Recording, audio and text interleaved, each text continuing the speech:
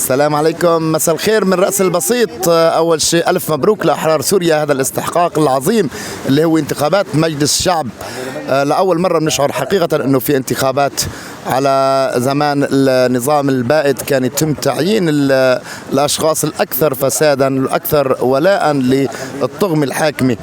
اليوم بعد سقوط النظام المجرم حقيقة الشعب السوري حس بهاي العملية الانتخابية الجميلة، وألف مبروك لكل الناجحين، وإن شاء الله يا رب بيكونوا صوت أهلهم وناسهم، فرصة حظ أوفر للأخوة اللي لم يحالفهم الحظ.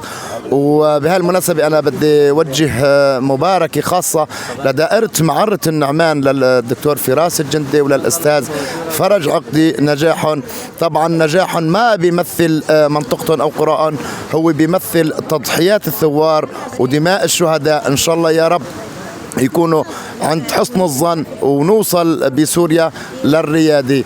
ألف مبروك لكل الناجحين، ومرة تانية سوريا حرة، وتحية للدولة السورية ولشعب سوريا العظيم.